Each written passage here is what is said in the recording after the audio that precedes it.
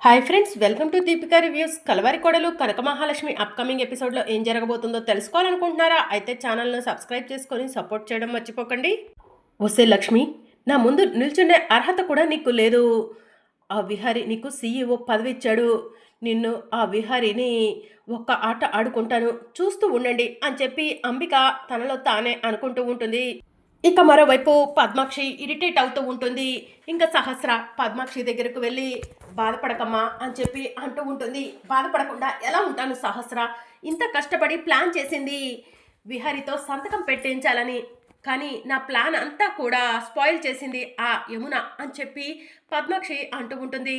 నాకు ఎందుకో అత్తయ్య మీద అనుమానం ఉందమ్మా అని చెప్పి సహస్ర అంటుంది. అనుమానమా? ఎందుకే అని పద్మాక్షి అడుగుతూ ఉంటుంది. యమున అత్తయ్యకు విహారీ బావకు ఆ లక్ష్మి అంటేనే ఇష్టం.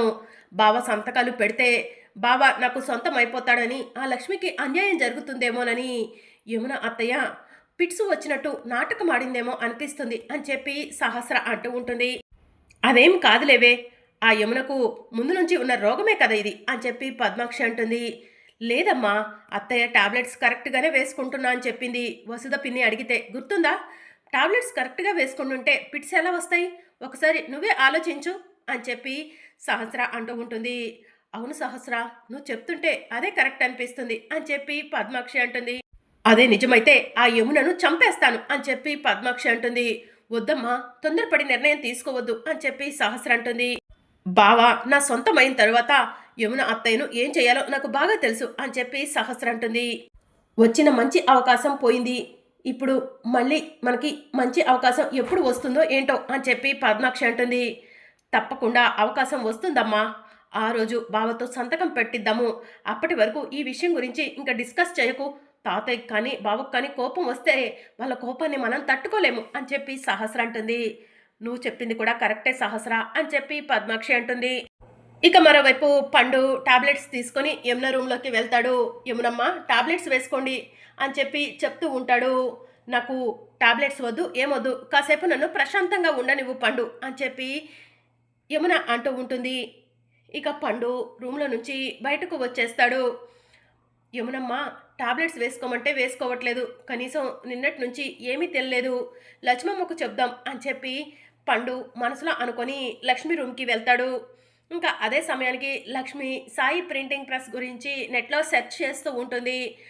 లక్ష్మమ్మ అని పండు పిలుస్తూ ఉంటే రా పండు అని చెప్పి లక్ష్మి అంటుంది. లక్ష్మి పక్కనే విహారి కూడా ఉంటాడు. ఏంటి పండు అని లక్ష్మి అడుగుతూ ఉంటుంది. యమునమ్మ నిన్నటి నుంచి ఏమీ తెలియలేదు, టాబ్లెట్స్ వేసుకోమన్నా వేసుకోవట్లేదు అని చెప్పి పండు చెప్తూ ఉంటాడు. సరే అవి ఇలా ఇవ్వు, నేను యమునమ్మకు టాబ్లెట్స్ ఇచ్చొస్తాను అని చెప్పి లక్ష్మి అంటుంది. నన్ను ఒంటరిగా వదిలేయండి, నా రూమ్లోకి రావద్దని యమునమ్మ గట్టిగా అరుస్తున్నారు లక్ష్మమ్మ అని పండు చెప్తూ ఉంటే, యమునమ్మకు ఎలా చెప్పాలో నాకు తెలిసిలే పండు, ఇలా ఇవ్వు అని లక్ష్మి అంటూ ఉంటుంది. లక్ష్మి నేను కూడా నీతో పాటు వస్తాను పద అని చెప్పి విహారి అంటాడు. సరే విహారి గారు అని చెప్పి లక్ష్మి అంటుంది. లక్ష్మి విహారి పండు ముగ్గురు కలిసి యమున రూమ్లోకి వెళ్తారు. ఇక యమున టెన్షన్ పడుతూ అటు ఇటు తిరుగుతూ ఉంటుంది. యమునమ్మ మీరు రెస్ట్ తీసుకుంటా అన్నారు కదా, ఎందుకు అటు ఇటు తిరుగుతున్నారు? ముందు టాబ్లెట్స్ వేసుకోండి అని లక్ష్మి అంటే, ఏయ్ లక్ష్మి, నా రూమ్లోకి ఎవరు రావద్దని చెప్పాను కదా, నన్ను కాసేపు ఒంటరిగా వదిలేయమని చెప్పాను కదా అని చెప్పి యమున అంటుంది. అలా మాట్లాడతావేంటమ్మా అని విహారి అంటాడు. ఎలా మాట్లాడాలి ఇంకా అని చెప్పి యమున కోపంగా అంటూ ఉంటుంది. అది కాదు యమునమ్మ, మీరు అంతలా ఆవేశపడకండి, అసలే మీ ఆరోగ్యం బాగుండదు అని చెప్పి లక్ష్మి అంటుంది. నా ఆరోగ్యం బాగానే ఉంది అని చెప్పి యమున అంటుంది. యమునమ్మ మీరేం మాట్లాడుతున్నారు? మీ ఆరోగ్యం బాగుండటం ఏంటి? మీకు పిట్స్ వచ్చాయి కదా, మీరు అంత స్ట్రెస్ ఫీల్ అవ్వకూడదు అని లక్ష్మి అంటూ ఉంటే, నాకు పిట్స్ రాలేదు లక్ష్మి అని చెప్పి యమున అంటుంది. పిట్స్ రాలేదా అని లక్ష్మి అడుగుతూ ఉంటే, విహరి సంతకం ఎక్కడ పెట్టేస్తాడో, విహరి సంతకం పెట్టేస్తే నీకు ఎక్కడ అన్యాయం జరుగుతుందోనని పిట్స్ వచ్చినట్టు నాటకం ఆడాను లక్ష్మి అని చెప్పి యమున అంటుంది. యమునమ్మ నా కోసం ఇదంతా చేశారా అని లక్ష్మి అంటూ ఉంటే, అవును లక్ష్మి, నువ్వు నా ఇంటి కోడలివి, నా కొడుక్కి భార్యవి, నా ఇంటికి కోడలుగా ఉండే అర్హత నీకు మాత్రమే ఉంది. అలాంటి నీకు అన్యాయం జరుగుతుంటే చూస్తూ ఊరుకుంటానా అని చెప్పి యమున అంటుంది. ఎవరెవరి గురించో ఆలోచించి ఆ రోజు ప్రెస్ మీట్లో విహారీ నిజం చెప్పలేదు. విహారీ ప్రెస్ మీట్లో నిజం చెప్పుంటే నిన్న ఘనంగా నేనే పార్టీలో లక్ష్మి నా కోడలని అనౌన్స్ చేసేదాన్ని కదా అని చెప్పి యమున అంటూ ఉంటుంది. యమునమ్మ, విహారీ గారు ఆ రోజు ప్రెస్ మీట్లో ఎందుకు నిజం చెప్పలేదో దాని వెనుక ఏదో కారణం ఉండే ఉంటుంది. విహారీ గారు ఏ కారణం లేకుండా ఎలాంటి నిర్ణయం తీసుకోరని మీకు కూడా తెలుసు కదా. అలాంటప్పుడు మీరు ఎందుకు యమునమ్మ అంతలా టెన్షన్ పడుతున్నారు అని చెప్పి లక్ష్మి అంటుంది. ఏంటి లక్ష్మి, నీకు కూడా అర్థం కావట్లేదు నా బాధ. విహారీ సంతకం పెట్టుంటే ఇక విహారీ నీకు శాశ్వతంగా దూరం అయ్యేవాడు, సహస్రకు దగ్గర అయ్యేవాడు అని చెప్పి యమున అంటూ ఉంటుంది. ఆ దేవుడు నా నుదుటిపై ఎలాంటి రాతను రాశాడో అలానే జరుగుతుంది యమునమ్మ. మీరు నేను విహారీ గారు ఎంత పోరాడినా కూడా దేవుడు రాసిన రాతని తప్పించుకోలేం కదా అని చెప్పి లక్ష్మి అంటుంది. అలా అని చెప్పి అంత ఈజీగా ఎలా తీసుకోగలుగుతున్నావు లక్ష్మి అని చెప్పి యమున అంటుంది. యమునమ్మ, బాధపడకండి, మీ ఆరోగ్యం అసలే అంతంత మాత్రంగా ఉంటుంది. ఇప్పుడు అనవసరంగా టెన్షన్ పడి ఆరోగ్యాన్ని పాడు చేసుకోకండి అని చెప్పి లక్ష్మి అంటుంది. నా ఆరోగ్యానికి ఏం కాలేదని ఎంత చెప్తున్నా మీకు అర్థం కావట్లేదా అని చెప్పి యమున అంటుంది. అప్పుడే పద్మాక్షి వచ్చి, ఏంటి నీ ఆరోగ్యానికి ఏం కాలేదా అంటే నువ్వు పిట్స్ వచ్చినట్టు నాటకం ఆడావా అని చెప్పి అడుగుతూ ఉంటుంది. ఇక యమున కంగారు పడుతూ ఉంటుంది. పద్మాక్షి అమ్మ అలా కాదు యమునమ్మ అంటుంది. యమునమ్మకు టాబ్లెట్స్ వేసుకోవడం విసుగ్గా అనిపించి నాకేం కాలేదు అని ఇబ్బంది పడుతున్నారు అంతే అని చెప్పి లక్ష్మి అంటుంది. లక్ష్మి చెప్పింది నిజమా యమున అని చెప్పి పద్మాక్షి అడుగుతూ ఉంటే, నిజమే వదినా అని చెప్పి యమున అంటుంది. టాబ్లెట్స్ వేసుకోకుండా రోగాన్ని ముద్ర పెట్టుకుంటావా ఏంటి అని చెప్పి పద్మాక్షి అంటుంది. ఈరోజు నీ వల్లే పార్టీ అంతా స్పాయిల్ అయిపోయింది అని పద్మాక్షి అంటూ ఉంటుంది. అత్తయ్య, మీరు పార్టీ గురించి మాట్లాడకండి, ఈరోజు కాకపోతే ఇంకొక రోజు జరుపుకోవచ్చు, నాకు మా అమ్మ ఆరోగ్యమే ముఖ్యం అని చెప్పి విహారీ అంటాడు. అది కాదురా, అందరూ సంతోషంగా ఉన్న సమయంలో ఇలా చేస్తే ఎలా చెప్పు అని చెప్పి పద్మాక్షి అంటుంది. ఇప్పుడు నా ఆరోగ్యం కాస్త కుదుట పడింది, ఇంకా ఎప్పుడు కూడా ఇలా జరగదు వదినా. లక్ష్మి, పండు, కాసేపు మీరంతా బయటికి వెళ్ళండి, నన్ను కాసేపు ఒంటరిగా ఉండనివ్వండి అని చెప్పి యమునంటుంది. ముందు టాబ్లెట్స్ వేసుకోండి యమునమ్మ, నేను వెళ్తాను అని చెప్పి లక్ష్మి అంటుంది. వద్దంటున్నాను కదా లక్ష్మి అని చెప్పి యమున అంటూ ఉంటే, టాబ్లెట్స్ వేసుకో యమున, నీ వల్ల ఇంట్లో అందరూ సఫర్ అవుతున్నారు అని పద్మాక్షి అంటుంది. సరే వదిన, లక్ష్మి టాబ్లెట్ ఇలా ఇవ్వు అని చెప్పి యమున అంటుంది. ఇక లక్ష్మి టాబ్లెట్ యమునకి ఇస్తుంది. యమున టాబ్లెట్ వేసుకోగానే, సరే యమునమ్మ రెస్ట్ తీసుకోండి, మేము వెళ్తాము అని చెప్పి లక్ష్మి విహారీ పద్మాక్షి పండు అక్కడి నుంచి వచ్చేస్తారు. లక్ష్మి, పద, ఆ ప్రింటింగ్ ప్రెస్ గురించి మనకు డీటెయిల్స్ తెలిసాయి కదా, అక్కడికి వెళ్ళి వెతికితే అతని గురించి ఏమైనా డీటెయిల్స్ తెలుస్తాయేమో అని చెప్పి విహారీ అంటాడు. ఇక విహారీ లక్ష్మి ఇద్దరూ కలిసి కారులో వెళ్తూ ఉంటారు. లక్ష్మి, నీకు అన్యాయం చేశాను, నన్ను క్షమించు లక్ష్మి అని చెప్పి విహారీ అంటాడు. మీరేం చేస్తారు విహారీ గారు, మీరు నిజం చెప్పాలని ఎంతో ప్రయత్నం చేశారు, కానీ ఆ ఫోన్ కాల్ చేయటం వల్లే కదా మీరు నిజం చెప్పండి అని చెప్పి లక్ష్మి అంటుంది. లక్ష్మి, నువ్వు నిజంగా చాలా గ్రేట్, అమ్మ నీపై ఎంతో ప్రేమ పెంచుకుంది, అమ్మ నీ కోసం నాటకం ఆడింది, నాకు చాలా గర్వంగా ఉంది అని చెప్పి విహారీ అంటూ ఉంటాడు. కానీ నాకు భయంగా ఉంది విహారీ గారు అని చెప్పి లక్ష్మి అంటుంది. భయంగా ఉందా, ఎందుకు లక్ష్మి అని విహారీ అంటూ ఉంటాడు. ఈ విషయం పద్మాక్షి అమ్మకు కానీ, సహస్రమ్మకు కానీ, అంబికమ్మకు కానీ తెలిస్తే పెద్ద గొడవ అవుతుంది విహారీ గారు అని చెప్పి లక్ష్మి అంటుంది. అనవసరంగా కంగారు పడకు, ఎవరికి ఈ నిజం తెలియదులే అని చెప్పి విహారీ అంటాడు.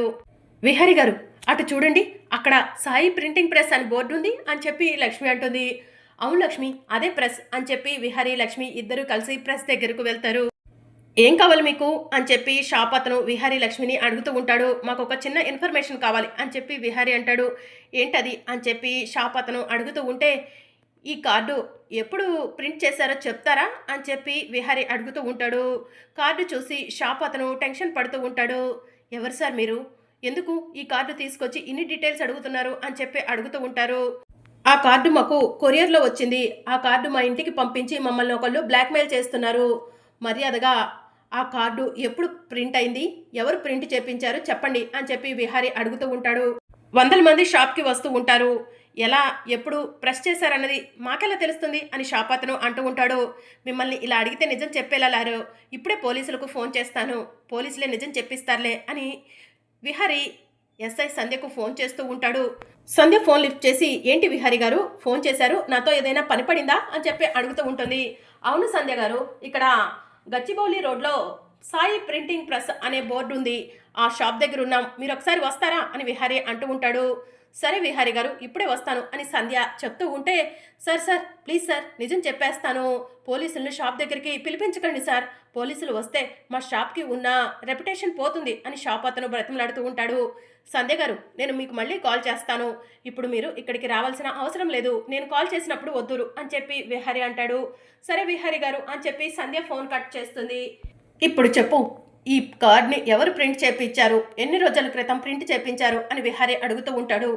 ఈ కార్డు నిన్ననే ప్రింట్ అయింది సార్ అని షాప్ అతను చెప్తూ ఉంటాడు. నిన్ననా అని విహారీ షాకింగ్గా అడుగుతూ ఉంటే, అవును సార్, అతను తీసుకొచ్చి ఈ డేట్ల మీద పెళ్ళైనట్టు ప్రింట్ చేయమంటే నేను కూడా ఇలానే షాకింగ్గా ఎన్నో సంవత్సరాల క్రితం పెళ్ళైనట్టు కార్డు ఎందుకు ప్రింట్ చేపిస్తున్నారు అని అడిగాను.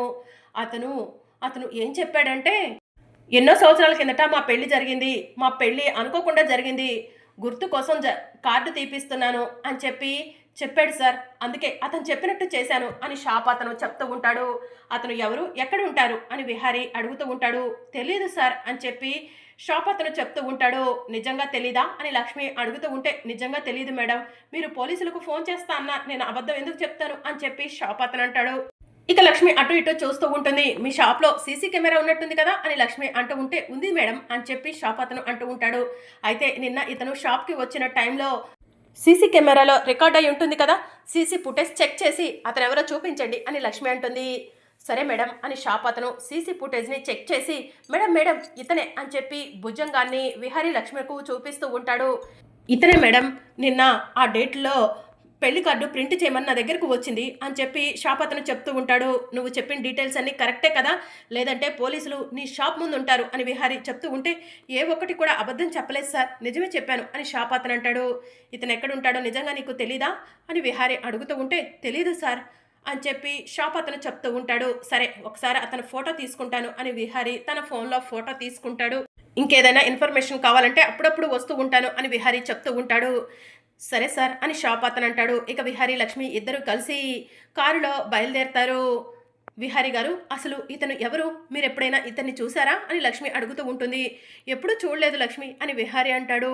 ఇక అప్పుడే భుజంగం రోడ్డు మీద అటుగా నడుచుకుంటూ వెళ్తూ ఉంటాడు. లక్ష్మి భుజంగాన్ని చూసి, విహారీ గారు ఒకసారి కార్ ఆఫ్ చేయండి, అతనే కదా మనం సీసీ కెమెరాలో చూసింది అని చెప్పి లక్ష్మి అంటుంది. అవును లక్ష్మి, అతనిలానే ఉన్నాడు, ఫోన్లో ఫోటో ఉంది కదా, ఒకసారి చెక్ చేద్దాం అని విహారీ లక్ష్మి ఇద్దరు కలిసి ఫోన్లో ఉన్న ఫోటోని చెక్ చేస్తారు.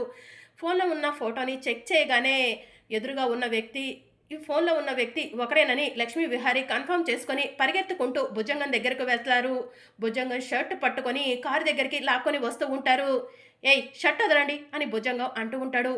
ఇదేంటి విహారీ నా షర్ట్ పట్టుకున్నాడు, విహారీకి నిజం తెలిసిపోయిందా, అందుకే నా షర్ట్ పట్టుకున్నాడా అని భుజంగం మనసులో అనుకుంటూ చెప్తుంటే, అర్థం కావట్లేదా, షర్ట్ వదులు అని విహారీ అంటూ ఉంటే, ఎవడ్రా నువ్వు, నాకు నీకు ఉన్న శత్రుత్వం ఏంట్రా, ఎందుకు నన్ను బ్లాక్మెయిల్ చేస్తున్నావు అని విహారీ భుజంగాన్ని అడుగుతూ ఉంటాడు. భుజంగం విహారీ లక్ష్మి నుంచి తప్పించుకొని పారిపోబోతూ ఉండగా లక్ష్మి కర్ర తీసుకొని భుజంగం కాలుకు విసిరేస్తుంది. దాంతో భుజంగం కింద పడిపోతాడు. లక్ష్మి విహారీ భుజంగం దగ్గరికి పరిగెత్తుకుంటూ వెళ్ళి భుజంగం షర్ట్ పట్టుకొని, చెప్పరా నిజం చెప్పు, మా అమ్మ ఫోటోలు ఎందుకు పంపిస్తున్నావు, నీకు మా అమ్మకు మధ్య ఉన్న సంబంధం ఏంటి, అసలు మా అమ్మ నీకు ఎలా తెలుసు అని చెప్పి విహారీ భుజంగాన్ని నిలదీస్తూ ఉంటాడు. ఇక భుజంగం కంగారు పడుతూ అటు ఇటు చూస్తూ ఉంటాడు. మరి అప్కమింగ్ ఎపిసోడ్లో ఏం జరగనుందో తెలుసుకోవాలనుకుంటున్నారా, అయితే ఛానల్ను సబ్స్క్రైబ్ చేసుకొని సపోర్ట్ చేయడం మర్చిపోకండి. Thank you for watching.